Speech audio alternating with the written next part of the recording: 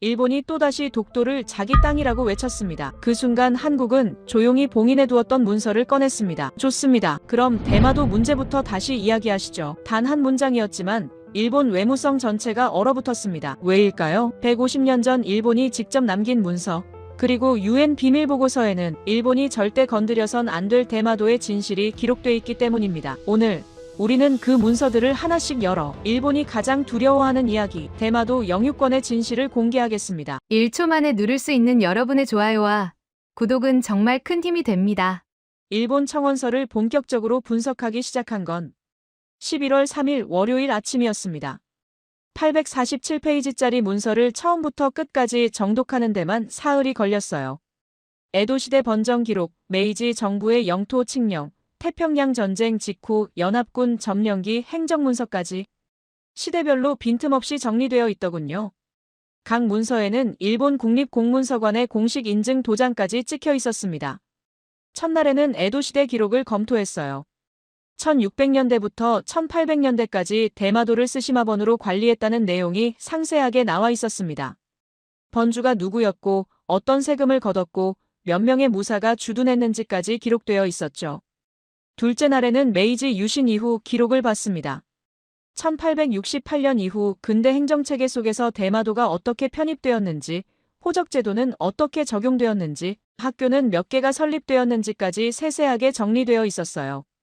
셋째 날에 태평양 전쟁 전후 기록을 봤는데 여기서 뭔가 이상하다는 느낌을 받았습니다. 형식적으로는 완벽에 가까웠어요. 국제법 문서를 수천 건 검토해본 제 경험상 이렇게 완벽한 자료는 딱 두 가지 경우뿐이거든요. 하나는 진짜 떳떳해서 당당하게 내놓는 경우. 다른 하나는 뭔가를 덮으려고 일부러 분량을 늘린 경우. 저는 후자라고 직감했습니다. 왜냐하면 847페이지 전체를 관통하는 하나의 패턴을 발견했거든요. 모든 문서가 일본의 시료 지배를 강조하는 데만 집중하고 있었어요. 대마도에 일본인이 살았다. 일본 행정구역으로 관리됐다. 일본 세금을 걷었다. 이런 내용들이 반복적으로 나왔죠. 그런데 정작 중요한 질문에는 답이 없었습니다. 왜 대마도가 일본 영토가 되었는가? 언제부터 일본 영토였는가? 그 이전에는 누구의 영토였는가? 국제법에서 영토 귀속을 판단할 때 가장 중요한 건 시료 지배가 아니에요. 원초적 권원, 그러니까 애초에 어떻게 그 땅을 갖게 되었는가가 핵심입니다. 점령했는지, 조약으로 양도받았는지, 아니면 무주지를 선점했는지. 이게 분명해야 합니다. 그런데 847페이지 어디에도 이 질문에 대한 명확한 답이 없었어요. 그래서 저는 역발상을 해봤습니다.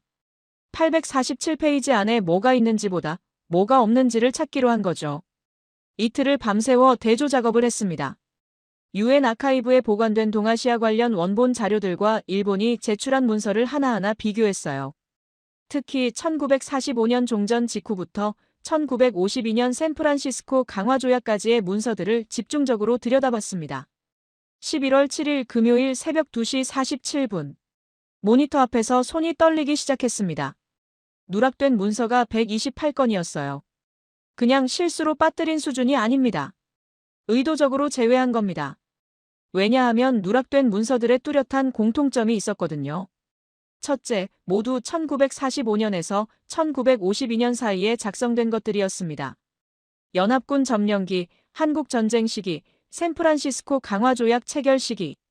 현대 동아시아 영토 질서가 결정된 가장 결정적인 7년간의 기록이었죠.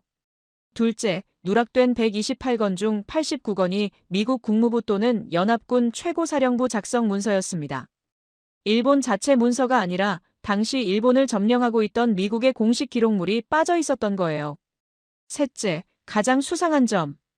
일본이 제출한 847페이지 중에서 이 7년을 다룬 자료는 고작 12페이지 뿐이었습니다. 에도시대 300년은 340페이지, 메이지시대 77년은 289페이지. 그런데 1945년부터 1952년까지 7년은 12페이지. 이게 말이 됩니까? 숫자로 따져보면 더 명확해요. 에도시대는 1년당 1.13페이지, 메이지시대는 1년당 3.75페이지. 그런데 점령기 7년은 1년당 1.7페이지밖에 안 됩니다. 가장 중요한 시기를 가장 소홀하게 다뤘어요. 저는 확신했습니다. 이 7년 동안 뭔가 있었다. 일본이 절대 보여주고 싶지 않은 뭔가가. 다음 날 11월 8일 토요일 아침, 주말인데도 사무실로 나왔습니다. 유엔 아시아 태평양 분과에 공식 자료 열람 요청서를 작성했어요. 1945년 8월부터 1952년 4월까지 대마도 관련 원본 자료 전체 열람을 요청합니다. 특히 연합군 최고사령부 및 미국 국무부 작성 문서를 우선적으로 확인하겠습니다. 저는 빠른 회신을 기대했습니다. 유엔 내부 자료니까 절차만 밟으면 될 줄 알았거든요. 그런데 사흘이 지나도 답이 없었습니다. 11월 11일 화요일 오후 4시 23분. 드디어 회신이 왔는데 예상과 완전히 다른 내용이었어요. 해당 자료 중 상당수가 접근 제한 등급으로 분류되어 있습니다. 열람을 위해서는 관련 당사국의 사전 동의가 필요합니다. 관련 당사국은 일본, 한국, 그리고 미국이었습니다. 잠시 생각했어요. 일본의 동의를 요청하면 어떻게 될까? 당연히 거부하겠죠. 자기들이 일부러 뺀 자료를 열어달라는 건데 협조할 리가 없습니다. 미국도 외교적 민감성을 이유로 시간을 끌 가능성이 높았어요. 그래서 한국에 먼저 연락하기로 했습니다. 한국이라면 이 문제에 가장 적극적으로 협조할 거라고 판단했거든요. 11월 12일 수요일 오전 9시. 대한민국 외교부 역사기록 분석과에 공식 협조 요청을 보냈습니다. 이틀 후인 11월 14일 금요일 오전 7시 12분. 서울에서 날아온 한 통의 메일이 모든 것을 바꿔놓았습니다. 발신자는 대한민국 외교부 산하 역사기록 분석관. 제목은 단 한 줄이었어요. 1950년 미국 보고서 삭제된 3페이지를 찾았습니다. 누군가 의도적으로 지운 기록이 존재한다는 뜻이었습니다. 저는 곧바로 답장을 보냈어요. 직접 뵙고 확인하고 싶습니다. 서울로 가겠습니다. 70년간 봉인되어 있던 무언가가 드디어 열리기 시작했습니다. 서울로 출발한 건 11월 15일 토요일 아침이었습니다. 제네바에서 인천까지 직항이 없어서 프랑크푸르트를 경유해야 했어요. 14시간의 긴 여정이었지만 저는 비행기 안에서 한숨도 자지 못했습니다. 계속 그 한 줄짜리 메일 제목이 머릿속에서 맴돌았거든요. 삭제된 3페이지 누가 삭제했을까? 왜 삭제했을까? 그리고 거기에는 도대체 뭐가 적혀 있었던 걸까? 인천공항에 도착한 건 11월 16일 일요일 오전 10시 35분이었습니다. 입국장을 나서니 분석관이 직접 마중을 나와 있더군요. 40대 초반의 여성이었어요. 검은 정장 차림에 서류 가방을 들고 있었습니다. 사진으로만 보던 얼굴이었는데 실물은 사진보다 훨씬 날카로운 인상이었어요. 공항에서 외교부 청사까지 차로 약 50분 거리였습니다. 서울 도심으로 들어가는 고속도로에서 그녀가 먼저 말문을 열었어요. 하버드 조사관님, 솔직히 말씀드릴게요. 저희도 이 자료를 발견한 게 일주일 전입니다. 일본의 유엔 청원 소식이 언론에 나온 후 외교부 내에서 관련 자료를 재검토하라는 지시가 내려왔어요. 1945년부터 1952년 사이 미공개 아카이브를 전수조사하다가 찾아낸 겁니다. 전수조사면 상당한 작업이었겠군요. 내 외교부 기록관리팀 전원이 투입됐어요. 창고에 쌓여있던 오래된 상자들까지 다 뒤졌습니다. 그러다가 이걸 발견한 거죠. 1950년 미국 보고서라고 하셨죠. 정확히 어떤 문서입니까? 그녀가 가방에서 태블릿을 꺼내 화면을 보여줬어요. 오래된 타자기로 작성된 문서 이미지가 떴습니다. 1950년 3월 30일 미국 국무부 동아시아 태평양국에서 작성한 공식 보고서입니다. 대마도 귀속 문제에 관한 법적 검토서라는 제목이에요. 당시 이승만 대통령이 대마도 반환을 강력하게 요구하고 있었거든요. 그래서 미국 정부가 이 문제를 어떻게 처리할지 내부적으로 검토한 문서입니다. 그녀가 화면을 넘겼습니다. 총 47페이지짜리 문서인데요. 현재 미국 국립문서보관소에 공개된 버전은 44페이지 뿐입니다. 3페이지가 사라진 겁니다. 어떤 페이지가 빠진 건지 확인할 수 있었습니까? 목차가 남아있어서 알 수 있었어요. 삭제된 건 23페이지, 24페이지, 25페이지입니다. 이 부분의 소제목이 한국 측 주장에 대한 평가와 정치적 고려사항이었어요. 저는 바로 물었습니다. 미국 국립문서보관소에도 없는 자료를 어떻게 복원하셨습니까? 박서현 분석관의 대답이 저를 놀라게 했어요. 찾은 게 아니라 복원한 겁니다.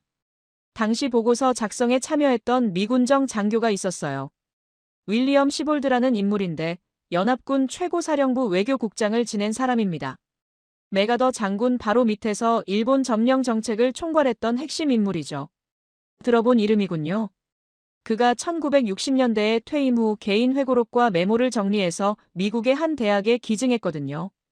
그런데 그 기증 자료 중 일부가 한국전쟁 연구 목적으로 국내 대학 도서관에 마이크로필름 형태로 들어와 있었습니다. 거기에 뭐가 있었습니까? 시볼드의 개인 메모 중에 이 보고서에 대한 내용이 있었어요. 그는 내가 작성한 23페이지에서 25페이지 내용이 정치적 이유로 삭제되어 유감이라고 적어놨더군요. 그리고 바로 아래에 삭제된 내용의 요약본을 직접 적어뒀습니다. 왜 그런 기록을 남겼을까요? 아마 자기가 쓴 글이 사라진 게 억울했던 것 같아요. 역사에 기록을 남기고 싶었던 거겠죠. 외교부 청사에 도착한 건 오전 11시 40분이었습니다. 분석관이 저를 지하 2층 보안구역으로 안내했어요. 이중 잠금 장치가 설치된 회의실이었습니다. 문을 열자 형광등 불빛 아래 테이블 위에 3장의 종이가 놓여 있었습니다. 저는 자리에 앉아 천천히 읽어 내려갔어요. 23페이지. 1948년 이승만 대통령의 대마도 반환 요구에 대한 미국 내부 평가가 적혀 있었습니다. 공개된 44페이지짜리 버전의 결론은 이랬어요. 한국 측 역사적 근거는 불충분하며 대마도는 국제법상 일본 영토로 인정된다. 그런데 삭제된 23페이지의 원본 내용은 완전히 달랐습니다. 한국 측이 제시한 역사적 근거는 상당 부분 타당성이 있다. 특히 조선 세종 시기 대마도 정벌 기록, 대마도주가 조선으로부터 관직을 받은 기록, 조선 조정에 조공을 바친 기록 등은 최소한 종속적 지위를 인정한 것으로 해석될 여지가 있다. 그러나 현 시점에서 일본에 불리한 결정을 내리는 것은 동아시아 안보 구도상 적절치 않다. 24페이지는 더 심각했습니다. 1949년 11월 일본 외무성 아시아 국장으로부터 비공식 접촉이 있었음. 그는 대마도 문제가 국제사회에서 공론화될 경우 주일미군 기지 협상 및 일본 재무장 논의에 부정적 영향을 미칠 수 있다는 우려를 표명함. 일본 정부는 이 문제가 제기되지 않도록 적극 협조할 의향이 있음을 시사함. 외교적 표현으로 포장되어 있었지만 본질은 명확했어요. 로비였습니다. 일본이 미국에 압력을 넣은 겁니다. 25페이지에는 결론이 적혀 있었습니다. 상기 정치적 고려사항을 감안할 때 본 보고서에서 한국 측 주장의 타당성을 인정하는 내용은 기밀 분류하여 공개 버전에서 제외할 것을 권고한다.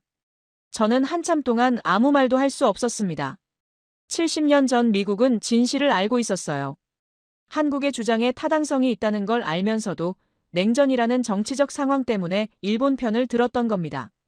이승만 대통령이 60여 차례나 집요하게 반환을 요구했던 이유가 있었던 겁니다. 근거가 없어서 포기한 게 아니에요.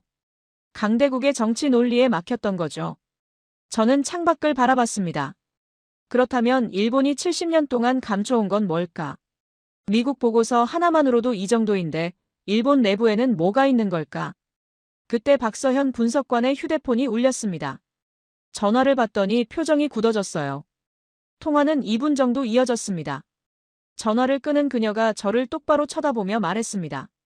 하버드 조사관님, 방금 도쿄에서 연락이 왔습니다. 누군가 저희에게 접촉하고 싶어 한다고요. 일본 측 인물인데 중요한 자료를 제공하겠다고 합니다. 누굽니까? 오노 미사토 전직 일본 내각 법률고문입니다. 1970년대에 대마도 관련 영토정책 수립에 직접 참여했던 인물이에요. 그가 50년간 개인적으로 보관해온 문서가 있다고 합니다. 왜 지금 나서는 거죠? 일본 정부의 유엔 청원을 보고 더 이상 침묵할 수 없다고 했답니다. 일본 내부에서 균열이 생기기 시작했습니다. 도쿄로 출발한 건 11월 17일 월요일 오전이었습니다. 김포공항에서 하네다 공항까지 비행시간은 2시간 남짓이었어요. 짧은 거리였지만 마음은 무거웠습니다. 일본 내부 인물이 자국 정부에 불리한 자료를 넘기겠다고 나선 거잖아요. 이게 진짜인지 아니면 어떤 함정인지 판단이 서지 않았어요. 분석관도 동행했습니다. 비행기 안에서 그녀가 오노 미사토에 대해 설명해줬어요. 1942년생이니까 올해 83세입니다. 도쿄대 법학부를 졸업하고 1965년에 일본 내각법제국에 들어갔어요. 법제국이 뭐 하는 곳인지 아시죠? 일본 정부의 모든 법률과 정책을 검토하는 곳 아닙니까? 맞아요. 거기서 30년 넘게 일했습니다. 특히 1970년대에 영토 관련 법률 자문을 전담했어요. 센카쿠 열도, 북방 영토, 그리고 대마도 문제까지 일본의 영토 정책 수립에 직접 관여한 핵심 인물입니다. 그런 사람이 왜 갑자기 배신을 하려는 거죠? 박서현 분석관이 잠시 침묵했어요. 배신이라고 보기는 어려울 것 같습니다. 접촉 과정에서 그가 한 말이 있어요. 나는 50년 전에 거짓말을 했다. 죽기 전에 바로잡고 싶다. 저는 창밖을 바라봤습니다.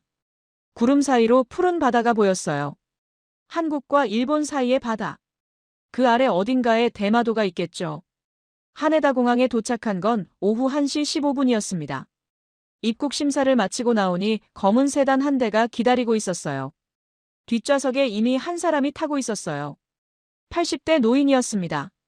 흰 머리카락이 듬성듬성 남아 있었고 주름진 얼굴에 두꺼운 안경을 쓰고 있었어요.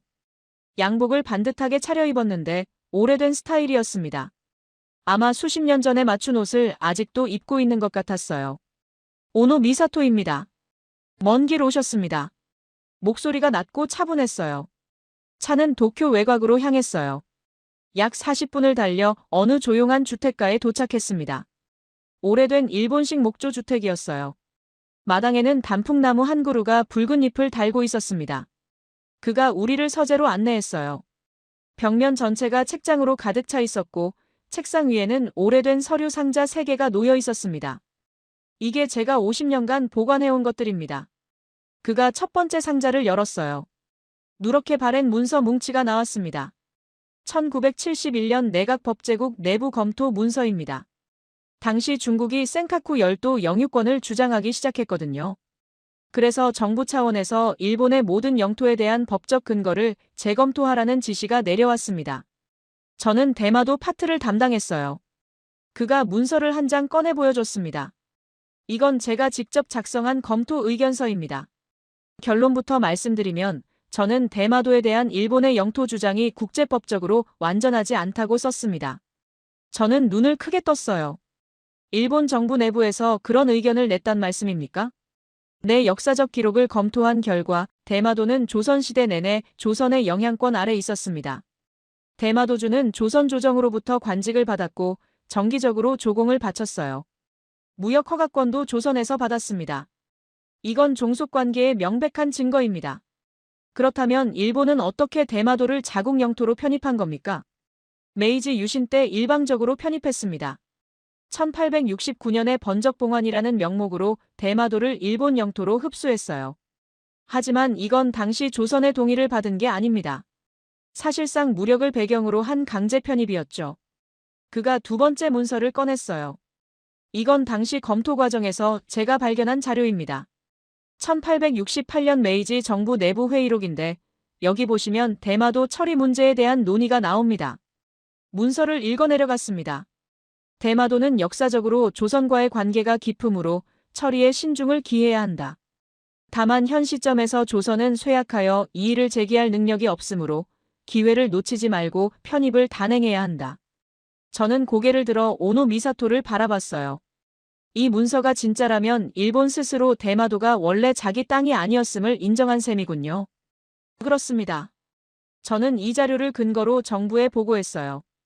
대마도 문제가 국제적으로 불거질 경우 일본에 불리하게 작용할 수 있다고요. 그런데 상부의 반응은 예상과 달랐습니다. 어떤 반응이었습니까? 오노 미사토의 표정이 어두워졌어요. 보고서를 폐기하라는 지시를 받았습니다. 그리고 저는 다른 부서로 전출됐어요. 사실상 좌천이었죠. 그때 저는 깨달았습니다. 이 문제는 진실의 문제가 아니라 정치의 문제라는 걸. 그런데 왜 문서를 폐기하지 않고 보관하셨습니까? 역사는 언젠가 밝혀진다고 믿었으니까요. 제가 살아있는 동안이 아니더라도 후세에는 진실이 알려져야 한다고 생각했습니다.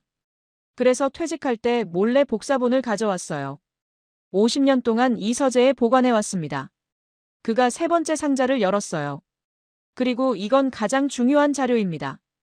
1958년 일본 내각 보안국에서 작성한 극비 문서예요. 저도 1970년대에 처음 봤을 때 충격을 받았습니다. 문서 첫 장에 적힌 문구가 눈에 들어왔어요. 대마도는 일본이 영구적으로 영토로 주장할 수 있는 국제법적 근거가 취약하다. 향후 한국이 이 문제를 제기할 경우를 대비하여 관련 자료의 철저한 관리가 필요하다. 저는 숨이 막히는 것 같았습니다. 1958년이면 한국 전쟁이 끝난 지 5년 후입니다. 일본은 이미 그때부터 알고 있었던 겁니다. 자기들 주장이 취약하다는 걸. 오노 미사토가 고개를 끄덕였어요. 그래서 70년 동안 감춘 겁니다. 그리고 이제 그 거짓말을 유엔까지 가져가려 하고 있어요. 저는 더 이상 침묵할 수 없습니다. 오노 미사토의 서재에서 나온 건 저녁 7시가 넘어서였습니다. 세 상자 분량의 문서를 모두 검토하는데 5시간이 걸렸어요. 손이 떨릴 정도로 충격적인 내용이 계속 나왔습니다. 호텔로 돌아오는 차 안에서 박서현 분석관이 말했어요. 이 정도면 유엔에 제출할 수 있는 수준 아닙니까? 저는 고개를 저었습니다. 아직 부족합니다. 일본 내부 문서만으로는 일본이 조작이라고 주장할 수 있어요. 제3국 자료, 특히 중립적인 기관의 문서가 더 필요합니다. 어디서 구할 수 있을까요? 저는 잠시 생각했어요. 미국에 더 있을 겁니다. 그리고 도쿄대에도 뭔가 있을 가능성이 높아요. 오노 씨가 언급한 1971년 검토 당시 학계 자문 기록이 있을 테니까요. 다음 날부터 본격적인 증거 수집이 시작됐습니다. 첫 번째 증거는 이미 확보한 상태였어요. 오노 미사토가 넘긴 1958년 일본 내각 보안국 극비 문서.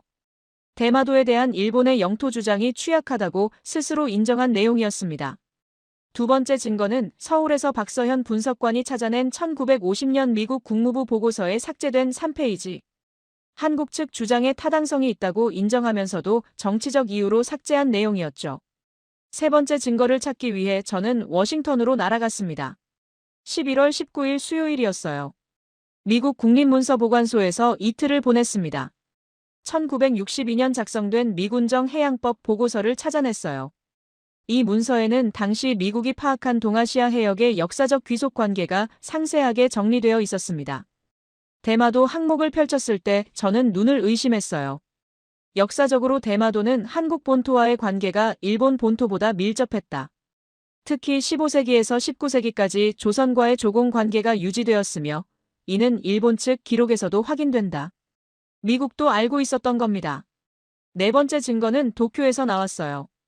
박서현 분석관이 도쿄대 동양문화연구소에서 미발표 연구 자료를 입수했습니다. 1973년에 작성된 해류 및 문화권 연구 보고서였어요. 대마도의 지리적, 문화적 귀속을 분석한 학술 자료였는데 결론이 흥미로웠습니다.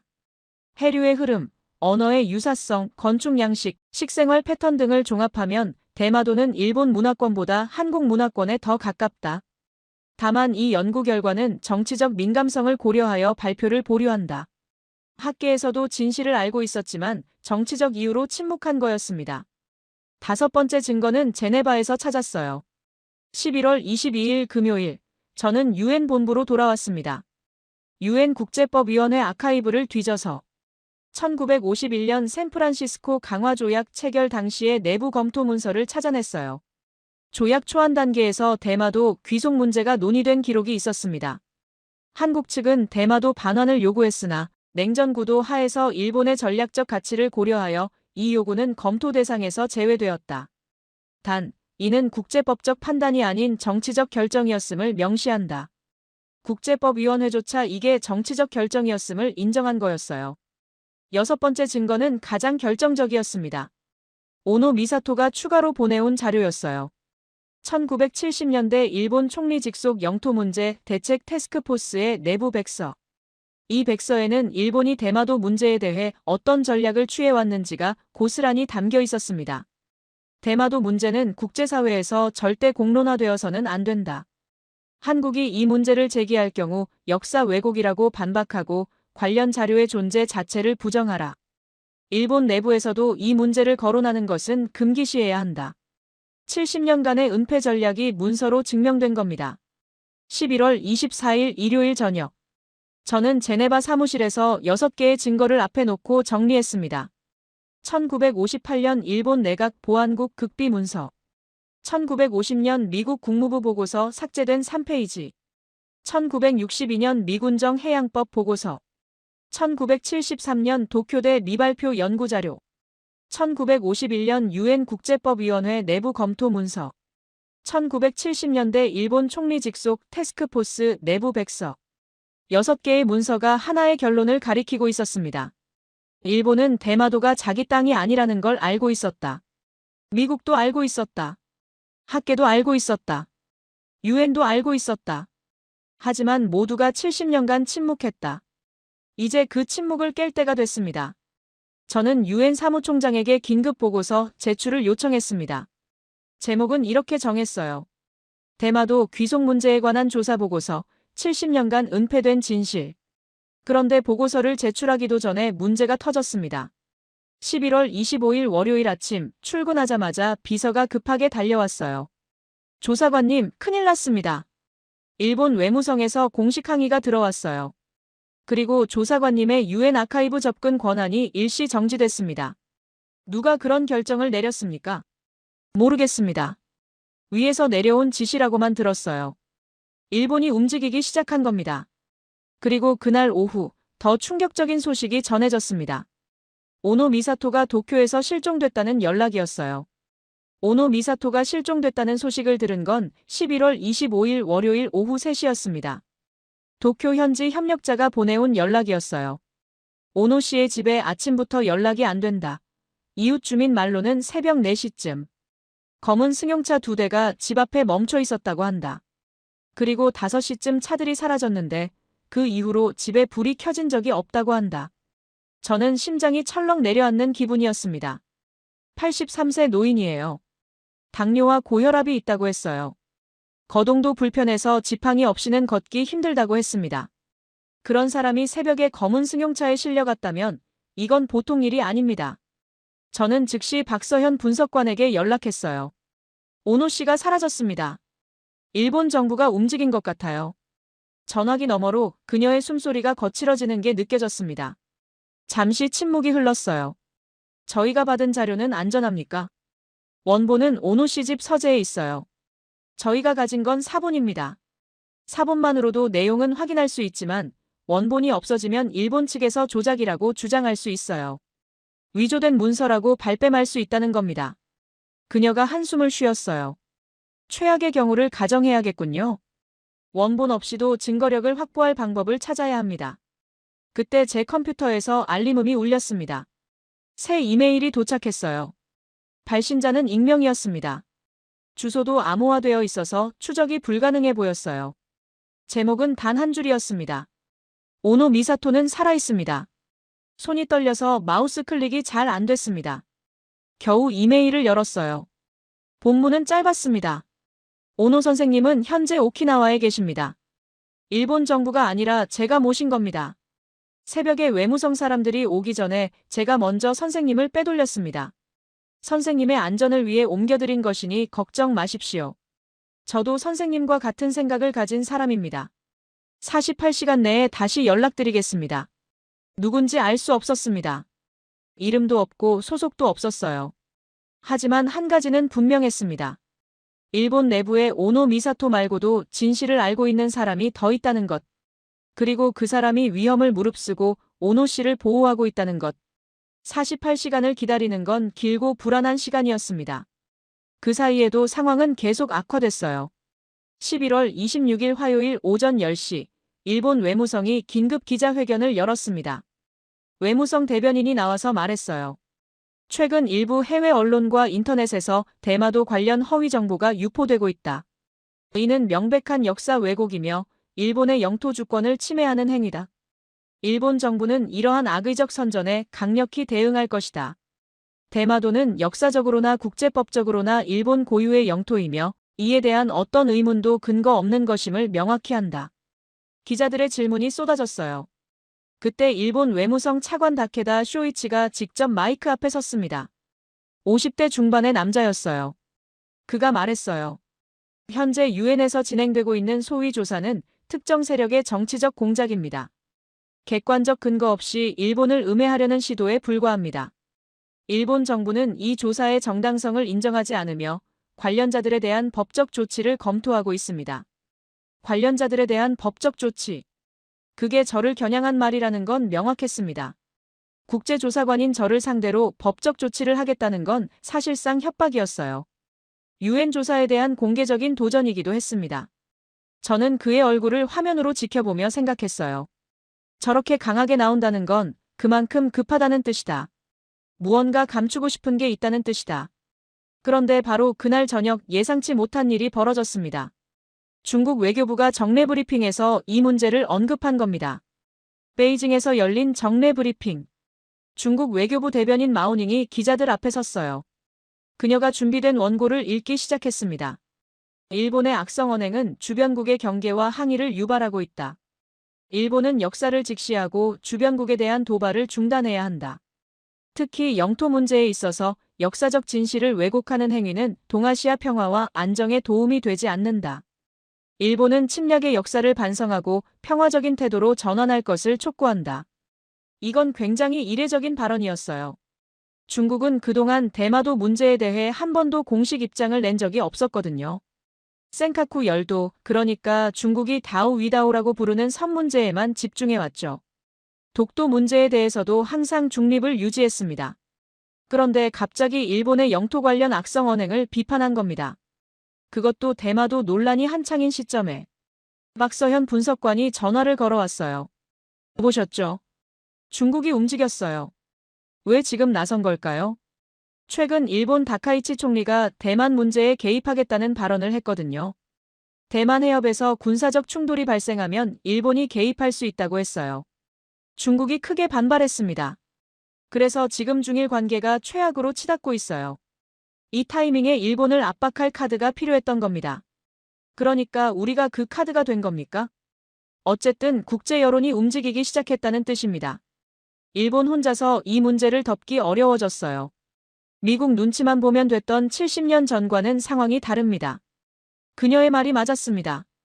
중국의 발언 이후 국제 언론들이 대마도 문제에 관심을 갖기 시작했어요.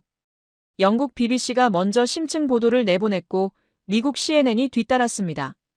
프랑스 르몽드는 일면에 기사를 실었고 독일 슈피겔은 특집 기사를 준비하고 있다는 소식이 들려왔어요. 여론의 흐름이 바뀌고 있었습니다. 70년 전에는 한국의 목소리가 국제사회에 닿지 못했어요. 냉전의 철벽에 막혀서 아무도 귀 기울이지 않았죠. 하지만 지금은 달랐습니다. 인터넷이 있고 SNS가 있고 실시간으로 정보가 전 세계에 퍼졌어요. 일본이 아무리 막으려 해도 진실을 완전히 숨길 수는 없었습니다.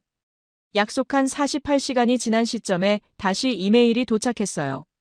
내일 오전 10시, 오키나와 나하시의 한 호텔에서 만나자는 내용이었습니다. 호텔 이름과 방 번호가 적혀 있었어요. 그리고 그 이메일 마지막에 한 줄이 더 적혀 있었습니다. 저는 1973년 도쿄대 연구팀의 일원이었습니다. 그때 우리가 발표하지 못한 연구가 있습니다. 오노 선생님과 함께 그 이야기를 해드리겠습니다. 저는 이메일을 읽고 또 읽었어요. 1973년 도쿄대 연구팀. 오노 미사토가 언급했던 그 미발표 연구를 직접 수행한 사람이 살아있었던 겁니다. 그리고 그 사람이 오노 씨를 구해서 오키나와로 데려갔어요. 저는 바로 비행기표를 예약했습니다. 다음 날 새벽 첫 비행기로 오키나와에 갈 예정이었어요.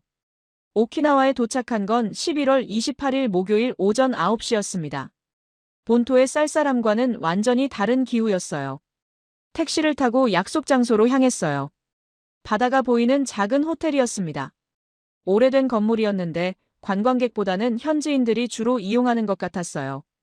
눈에 띄지 않는 장소를 일부러 고른 게 분명했습니다. 호텔 로비에 들어서니 한 남자가 기다리고 있었어요. 70대 후반으로 보이는 노인이었습니다. 오랫동안 연구에 매진해온 학자 특유의 분위기가 느껴졌어요. 멀리서 오셨군요. 저는 야마모토 게니치입니다. 악수를 나눴습니다. 그가 저를 2층 객실로 안내했어요. 복도 끝에 있는 방이었어요. 방문을 열자 오노 미사토가 소파에 앉아 있었습니다.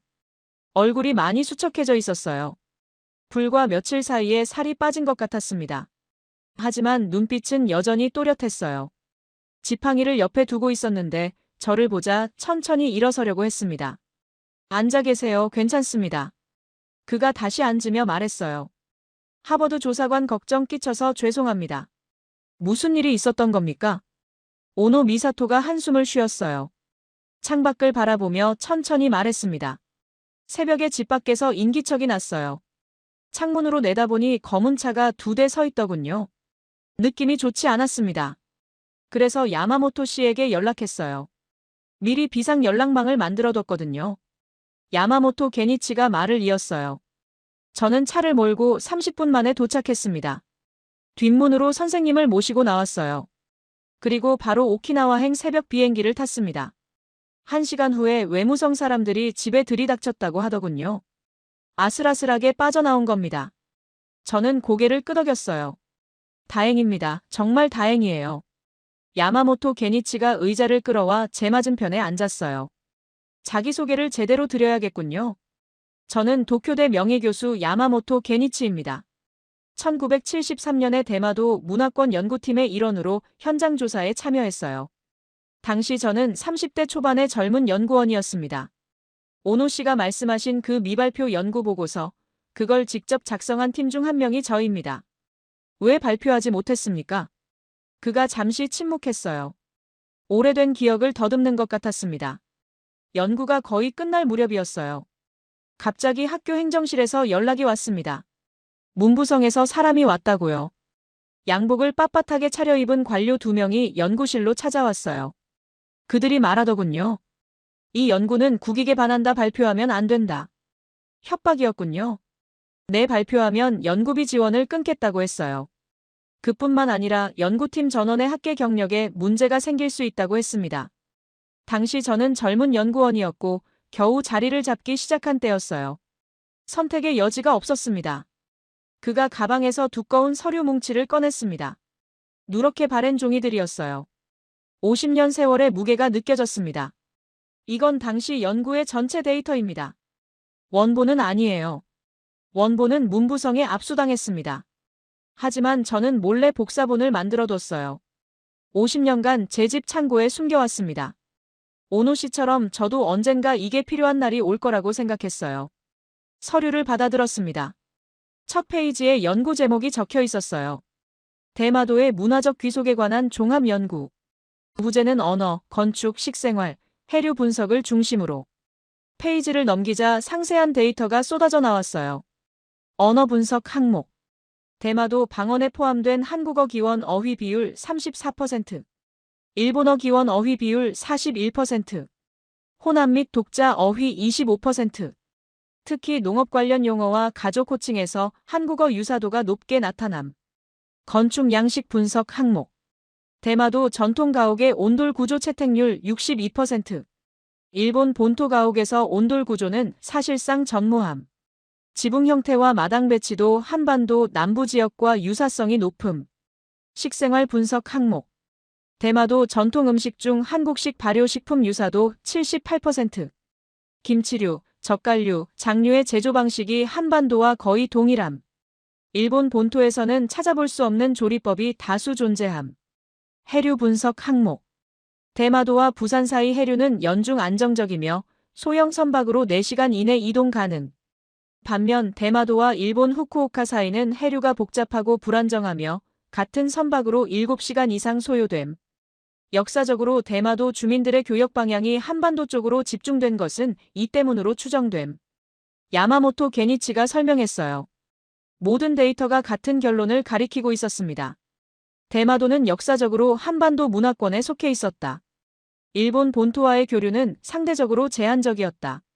지리적으로는 두 나라 사이에 있지만 문화적으로는 명백히 한국에 더 가까웠던 겁니다. 저는 서류를 내려놓았어요. 이 연구가 발표됐다면 역사가 달라졌을 겁니다. 야마모토 게니치가 쓸쓸하게 고개를 저었어요. 발표됐어도 묻혔을 겁니다. 당시 일본 사회는 이런 연구를 받아들일 준비가 안 되어 있었어요. 반론이 쏟아졌을 거고 저는 학계에서 매장당했겠죠. 지금도 마찬가지입니다. 일본 내에서 이 주제를 꺼내면 매국노 취급을 받아요. 하지만 이번에는 달라요. 유엔이 개입했고 국제사회가 주목하고 있습니다. 이번에는 묻힐 수 없어요. 오노 미사토가 덧붙였어요.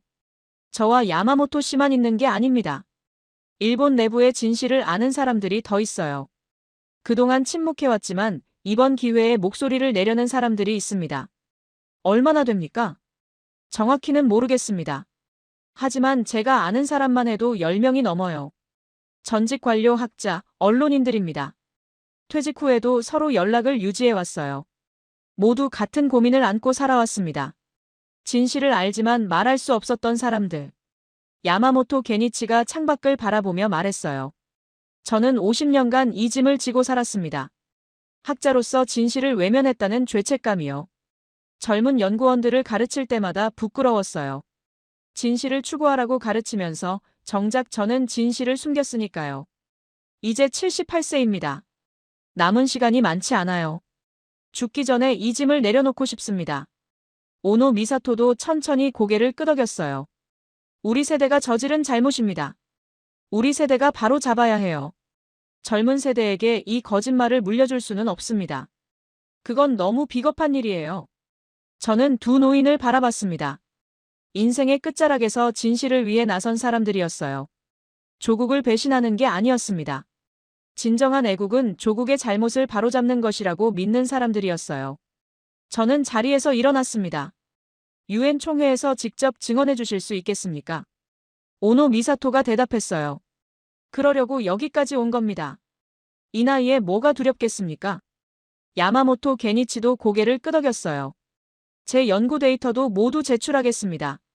원본 그대로요. 50년 만에 빛을 보게 되는군요. 6개의 문서 증거에 2명의 살아있는 증인이 더해졌습니다.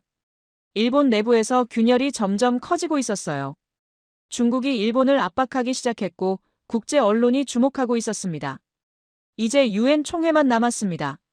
그런데 제네바로 돌아가려던 순간 전화가 울렸어요. 박서현 분석관이었습니다. 하버드 조사관님, 큰일 났습니다. 무슨 일입니까? 그녀의 목소리가 떨리고 있었어요. 일본이 유엔에 긴급 동의안을 제출했습니다. 대마도 관련 조사를 즉각 중단하라는 내용이에요. 내정 간섭이라고 주장하고 있습니다. 그리고 미국이 이 동의안을 지지할 것 같습니다. 미국이요? 내주일 미군 기지 문제가 얽혀 있다고 합니다. 미국 국무부에서 비공식적으로 압력이 들어왔어요. 이 조사를 계속하면 미일 동맹에 균열이 생길 수 있다고요. 70년 전과 똑같은 상황이었습니다. 정치가 다시 한번 진실을 덮으려 하고 있었어요. 하지만 이번에는 달랐습니다. 70년 전에는 이승만 대통령 혼자였어요. 증거도 부족했고 증인도 없었고 국제 여론도 없었습니다. 지금은 달라요. 6개의 결정적 증거가 있고 2명의 일본인 증인이 있고 중국이 움직이고 있고 국제 언론이 주목하고 있었습니다. 저는 전화기를 꽉 쥐었어요. 유엔 총회 일정이 언제입니까? 12월 3일입니다. 닷새 남았어요. 충분합니다. 닷새면 충분해요. 저는 전화를 끊고 두 노인을 바라봤습니다. 일정이 앞당겨졌습니다. 최대한 빨리 제네바로 가셔야 해요. 오노 미사토가 지팡이를 짚고 천천히 일어났어요. 갑시다. 70년을 기다렸는데 닷새쯤이야. 야마모토 게니치도 서류 가방을 들어올렸습니다. 50년 동안 숨겨둔 진실이에요. 이제 세상에 내놓을 때가 됐습니다. 제네바에 도착한 건 월요일 저녁이었습니다. 오노 미사토와 야마모토 게니치를 모시고 오키나와에서 도쿄를 거쳐 제네바까지 오는 여정은 순탄치 않았어요. 도쿄 나리타 공항에서 출국 심사를 받을 때 잠깐 긴장되는 순간이 있었습니다. 심사관이 오노 씨의 여권을 유독 오래 들여다봤거든요. 하지만 다행히 아무 일 없이 통과했어요. 일본 정부가 출국 금지 조치를 내리기 전에 빠져나온 겁니다. 제네바 공항에서 유엔 관용차가 우리를 맞이했어요. 두 노인은 긴 여정에 지친 기색이 역력했습니다. 특히 오노 씨는 기내에서 거의 잠을 못 잤다고 했어요. 83세 고령에 20시간 넘는 이동은 무리였을 겁니다. 호텔에 짐을 풀자마자 박서현 분석관이 찾아왔어요. 그녀의 표정이 어두웠습니다. 상황이 좋지 않습니다. 무슨 일입니까? 일본이 로비를 시작했어요. 안보리 상임이사국들을 상대로 집중적으로 접촉하고 있습니다. 특히 미국과 영국이 문제예요. 미국은 예상했지만 영국도요. 영일 동맹의 역사가 있잖아요. 그리고 일본이 영국에 상당한 경제적 이익을 제시한 것 같습니다. 런던 금융가에 대규모 투자를 약속했다는 소문이 돌고 있어요. 결국 돈과 정치군요. 하지만 희망이 없는 건 아닙니다. 프랑스와 독일이 우리 편에 서기로 했어요. 특히 프랑스 대표가 강경합니다. 역사적 진실은 정치적 이해관계로 덮어서는 안 된다고 했어요. 중국은요? 중국은 당연히 우리 편입니다. 오히려 너무 적극적인 게 문제예요. 중국이 앞장서면 이게 정치적 공작으로 비춰질 수 있거든요. 그래서 중국 대표에게 한 발 물러서 달라고 요청해놨어요. 현명한 판단이군요. 화요일 유엔 총회 하루 전이었어요.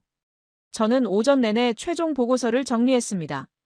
6개의 문서 증거와 2명의 증인 진술을 체계적으로 배열했어요. 논리적 흐름이 중요했습니다.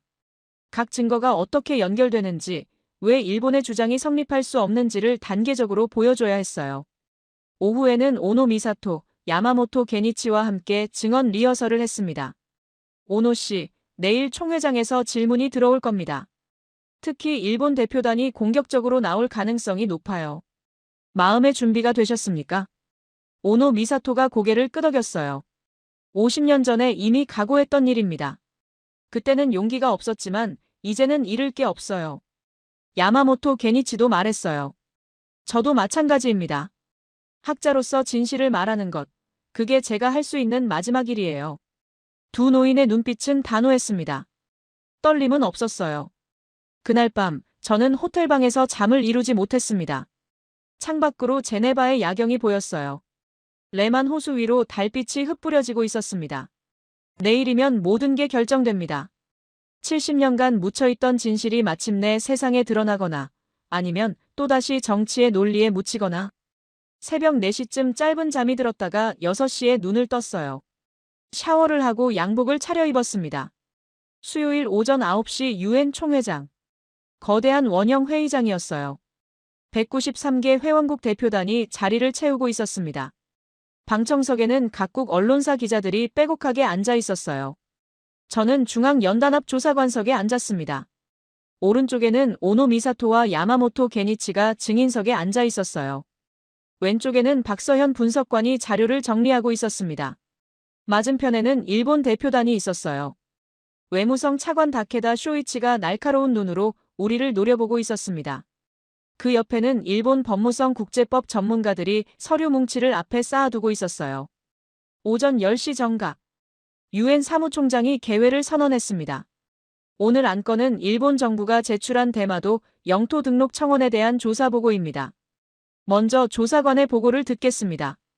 저는 천천히 자리에서 일어났어요. 심장이 빠르게 뛰었지만 목소리는 침착하게 유지했습니다. 존경하는 사무총장님, 그리고 각국 대표 여러분. 저는 지난 한 달간 일본 정부가 제출한 청원서를 면밀히 조사했습니다. 847페이지에 달하는 방대한 자료였습니다. 형식적으로는 완벽에 가까웠습니다. 회의장이 조용해졌어요. 모든 시선이 저에게 집중되어 있었습니다. 그러나 조사 과정에서 심각한 문제점들을 발견했습니다. 일본 정부는 1945년부터 1952년 사이, 즉 연합군 점령기의 핵심 문서 128건을 의도적으로 누락했습니다. 이 시기는 현대 동아시아 영토 질서가 결정된 가장 중요한 시기입니다. 일본 대표단 쪽에서 웅성거리는 소리가 들렸어요. 더 중요한 것은 이 누락된 문서들의 내용입니다. 저는 미국 국립문서보관소, 유엔 아카이브, 그리고 일본 내부 협력자들을 통해 6개의 결정적 증거를 확보했습니다. 저는 스크린을 향해 리모컨을 눌렀어요. 첫 번째 문서가 화면에 떴습니다. 첫째, 1958년 일본 내각 보안국 극비 문서입니다. 이 문서에는 다음과 같이 명시되어 있습니다. 대마도는 일본이 영구적으로 영토로 주장할 수 있는 국제법적 근거가 취약하다. 회의장에 술렁임이 일었어요. 일본 대표단의 얼굴이 굳어지는 게 보였습니다. 둘째, 1950년 미국 국무부 보고서입니다. 공개된 버전에는 한국 측 근거 불충분이라고 되어 있지만 삭제된 원본 3페이지에는 전혀 다른 내용이 적혀 있습니다. 한국 측이 제시한 역사적 근거는 상당 부분 타당성이 있다. 그러나 정치적 이유로 이 내용을 삭제한다. 각국 대표들 사이에서 탄식이 터져나왔어요. 셋째, 1962년 미군정 해양법 보고서입니다. 여기에는 대마도는 역사적으로 한국 본토와의 관계가 일본 본토보다 밀접했다고 기록되어 있습니다. 저는 네 번째, 다섯 번째, 여섯 번째 증거를 차례로 설명했어요. 모든 문서가 같은 결론을 가리키고 있었습니다. 마지막으로 오늘 이 자리에 직접 증언해 주실 두 분이 계십니다. 오노 미사토가 천천히 자리에서 일어났어요. 지팡이를 짚고 마이크 앞으로 다가갔습니다. 저는 오노 미사토입니다. 83세, 전직 일본 내각 법률 고문입니다. 1970년대에 대마도 관련 정책 수립에 직접 참여했습니다. 저는 50년 전에 거짓말을 했습니다. 진실을 알면서도 침묵했습니다. 오늘 이 자리에서 그 잘못을 바로잡고자 합니다. 제가 가져온 문서들은 일본 정부가 70년간 숨겨온 진실의 증거입니다. 역사는 더 이상 숨겨져서는 안 됩니다. 야마모토 게니치도 증언석에 섰어요. 저는 야마모토 게니치입니다. 78세, 도쿄대 명예교수입니다. 1973년에 대마도 문화권 연구를 수행했으나 정부의 압력으로 발표하지 못했습니다. 이 연구 데이터는 대마도가 문화적으로 한반도에 더 가깝다는 것을 과학적으로 증명하고 있습니다. 증언이 끝나자 회의장은 한동안 침묵에 휩싸였어요. 그때 일본 대표단의 다케다 쇼이치가 벌떡 일어났습니다. 이건 명백한 조작입니다. 저 두 사람은 매수된 배신자들입니다. 저 문서들은 위조품이에요. 유엔 사무총장이 손을 들어 제지했어요. 일본 대표 발언권을 요청한 후에 말씀해 주십시오. 다케다 쇼이치의 얼굴이 붉어졌어요. 하지만 그는 더 이상 말을 잇지 못했습니다. 저는 마지막으로 말했어요. 제가 제출한 6개의 문서는 모두 원본 또는 공인된 사본입니다. 미국 국립문서보관소, 유엔 아카이브, 도쿄대 연구소의 인증을 받았습니다. 위조 여부는 국제전문가위원회에서 검증 가능합니다. 일본 정부가 반박하고 싶다면 먼저 이 문서들이 왜 70년간 숨겨져 있었는지를 설명해야 할 것입니다. 회의장에 박수가 터져나왔어요. 프랑스 대표단에서 시작된 박수가 독일, 이탈리아, 스페인으로 퍼져나갔습니다. 아프리카 국가들, 남미 국가들도 박수를 쳤어요. 유엔 사무총장이 의사봉을 두드렸습니다. 표결에 붙이겠습니다. 일본 정부의 대마도 영토 등록 청원을 기각하고 대마도 귀속 문제에 관한 재협상을 권고하는 결의안에 찬성하시는 국가는 손을 들어주십시오. 손이 올라가기 시작했어요. 하나, 둘, 열, 스물. 최종 집계가 발표됐습니다. 찬성 156, 반대 4, 기권 21, 불참 12. 유엔 총회는 일본 정부의 대마도 반환 협상 개시를 권고합니다. 일본 대표단이 자리에서 일어나 회의장을 빠져나갔어요. 다케다 쇼이치의 얼굴은 하얗게 질려 있었습니다. 저는 오노 미사토와 야마모토 게니치를 바라봤어요. 두 노인의 눈에 눈물이 고여 있었습니다. 유엔 총회가 끝난 후 기자회견이 열렸습니다. 제네바 유엔 본부 기자회견장에는 전 세계 언론사 기자 300명이 몰려들었어요. 플래시 세례가 쏟아졌습니다. CNN, BBC, NHK, 중국 CCTV까지 모든 주요 방송사가 생중계를 하고 있었어요. 저는 단상에 섰습니다. 옆에는 오노 미사토와 야마모토 게니치가 함께했어요. 첫 번째 질문은 미국 CNN 기자에게서 나왔습니다. 조사관님, 이번 조사가 한국 정부의 요청으로 시작된 것 아닙니까? 정치적 의도가 있었던 건 아닌지요? 이번 조사는 일본 정부가 먼저 유엔에 청원서를 제출하면서 시작되었습니다. 저는 그 청원서의 진위를 확인하는 업무를 수행했을 뿐입니다. 정치적 의도는 없었습니다. 오직 진실만을 추구했습니다. 두 번째 질문은 일본 NHK 기자였어요. 오노 씨, 야마모토 씨 두 분은 일본 국민입니다. 자국 정부에 불리한 증언을 한 것에 대해 어떻게 생각하십니까? 배신자라는 비난을 받을 수 있습니다. 오노 미사토가 마이크 앞으로 다가갔어요. 저는 일본을 사랑합니다. 평생 일본을 위해 일했습니다. 하지만 진정한 애국은 조국의 잘못을 덮는 게 아니라 바로잡는 것이라고 생각합니다. 70년간 거짓 위에 쌓아온 것은 결국 무너지게 되어 있습니다. 저는 일본이 진실 위에 서기를 바랍니다. 그것이 일본을 위한 길입니다. 야마모토 게니치도 말을 이었어요. 학자의 양심은 국경을 넘어섭니다. 진실은 어느 나라 편도 아닙니다. 저는 오늘 일본인으로서가 아니라 학자로서 증언했습니다. 50년 전에 하지 못했던 일을 오늘 했을 뿐입니다. 세 번째 질문은 한국 기자였어요. 이번 유엔 결의가 실제로 효력을 발휘할 수 있을까요? 일본이 이 권고를 무시할 가능성은 없습니까? 저는 솔직하게 대답했어요. 유엔 총회 결의는 법적 구속력이 없습니다. 권고 수준입니다. 일본이 이를 무시할 수는 있습니다. 하지만 156개국이 찬성한 결의를 무시하는 것은 국제사회에서 일본의 신뢰를 심각하게 훼손할 것입니다. 특히 일본이 상임이사국 진출을 추진하고 있는 상황에서 이 결의를 무시하는 것은 스스로 발목을 잡는 일이 될 겁니다. 기자회견이 끝난 후 저는 호텔로 돌아왔습니다. 로비에서 누군가 기다리고 있었어요. 대한민국 외교부 장관이었습니다. 그 옆에는 박서현 분석관이 서 있었어요. 하버드 조사관님 진심으로 감사드립니다. 장관이 손을 내밀었어요. 저는 악수를 받으며 말했습니다. 제가 한 건 진실을 밝힌 것뿐입니다. 감사는 70년간 희망을 잃지 않았던 한국 국민들에게 하셔야 합니다. 그리고 용기를 낸 오노 씨와 야마모토 씨에게도요. 장관이 고개를 끄덕였어요. 대통령께서 메시지를 전해달라고 하셨습니다. 그가 종이 한 장을 꺼내 읽었어요. 우리는 과거를 들춰 싸우려는 게 아닙니다. 다만 진실을 바로잡으려는 것입니다. 대마도 문제는 전쟁의 문제가 아니라 진실의 문제입니다. 우리는 일본과 적이 되고 싶지 않습니다. 진실 위에서 진정한 화해와 협력이 가능하다고 믿습니다. 품격 있는 메시지였어요. 승리를 자랑하거나 상대를 모욕하지 않았습니다. 오직 진실과 미래만을 말하고 있었어요. 저는 창밖을 바라봤습니다. 제네바의 밤하늘에 별이 빛나고 있었어요. 그날 저녁, 저는 오노 미사토를 찾아갔습니다. 그는 호텔방에서 창밖을 바라보고 있었어요. 제가 들어가자 천천히 돌아봤습니다. 오노 씨, 오늘 정말 대단하셨습니다. 대단한 게 아닙니다. 50년 늦었을 뿐이에요. 그때 용기를 냈더라면 역사가 달라졌을 텐데. 저는 그의 옆에 앉았어요. 늦었지만 하셨잖아요. 그게 중요한 겁니다. 그가 품에서 종이 한 장을 꺼냈어요. 이건 제가 오늘 읽으려고 준비했던 글입니다. 결국 읽지는 못했지만 기록으로 남기고 싶어요. 저는 종이를 받아 읽었습니다. 나는 국가를 위해 침묵했다. 그러나 역사를 위해 침묵을 끝낸다. 내가 진실을 말하는 것이 일본의 상처가 될 수 있다. 하지만 거짓 위에 세운 자존심은 모래성과 같다. 진실 위에 세운 반성만이 진정한 존경을 받을 수 있다. 나는 일본이 존경받는 나라가 되기를 바란다. 그래서 오늘 이 자리에 섰다. 저는 종이를 내려놓았어요. 이 글을 유엔 기록으로 남기겠습니다. 오노 씨의 양심 선언으로요.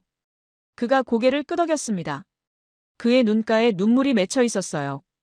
다음 날 아침, 저는 제네바 공항에서 귀국하는 오노 미사토와 야마모토 게니치를 배웅했습니다. 두 노인은 일본으로 돌아가기로 했어요. 위험할 수 있다고 말렸지만 그들은 단호했습니다.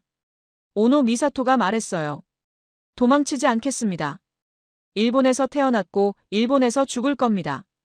다만 진실을 말한 일본인으로 기억되고 싶어요. 야마모토 게니치도 말했어요. 저도 마찬가지입니다. 남은 시간 동안 후학들에게 이 이야기를 전하겠습니다. 진실을 외면하지 말라고요. 저는 두 사람과 악수를 나눴어요. 두 분 덕분에 역사가 바뀌었습니다. 잊지 않겠습니다.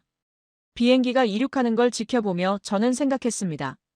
70년 전 이승만 대통령은 60여 차례나 대마도 반환을 요구했지만 냉전의 벽에 막혀 실패했습니다. 그의 주장은 근거가 없어서 묻힌 게 아니었어요. 강대국의 정치 논리에 밀렸던 겁니다. 하지만 진실은 사라지지 않았습니다. 70년이 지나 다시 세상에 나왔어요. 숨겨진 문서들, 침묵했던 증인들, 그리고 용기를 낸 사람들 덕분에 저는 하늘을 올려다봤습니다. 역사는 결국 기록과 증거를 선택한다. 거짓은 아무리 오래 숨겨도 언젠가 드러나게 되어 있다. 그리고 진실을 위해 목소리를 내는 사람들이 있는 한 역사는 바른 방향으로 나아간다.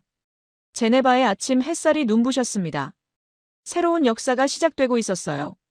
오늘 이야기에서 느끼신 감정, 댓글에 대한민국 화이팅으로 함께 남겨주세요. 우리가 하나 되어야 할 때입니다.